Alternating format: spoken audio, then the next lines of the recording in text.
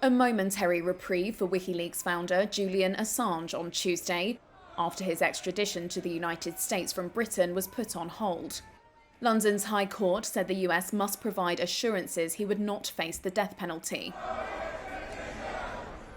US prosecutors are seeking to put 52-year-old Assange on trial on 18 counts.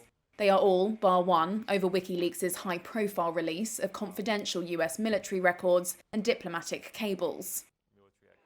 Assange's wife Stella hailed the decision by the UK court as astounding. Now, the UK courts have invited the United States to issue assurances. The Biden administration should not issue assurances. They should drop this shameful case that should never have been brought. Julian should never have been imprisoned for a single day. This is a shame on every democracy.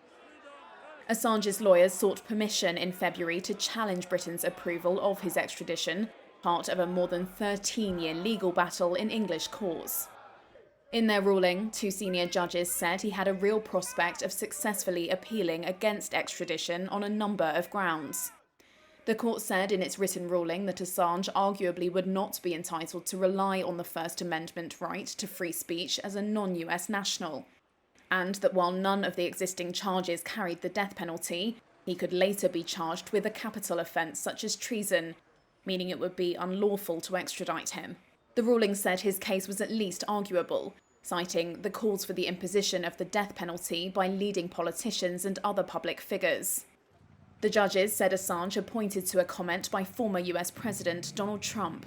When discussing WikiLeaks in 2010, he had said, quote, that "I think there should be like a death penalty or something." The judgment said that if US assurances were not forthcoming by April 16th, then Assange would be granted permission to appeal. A further hearing has been scheduled for May 20th. That means his extradition has been put on hold, for now at least.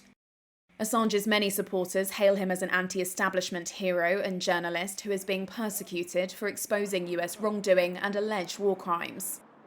The US says WikiLeaks' revelations put the lives of their agents at risk, and there was no excuse for his criminality.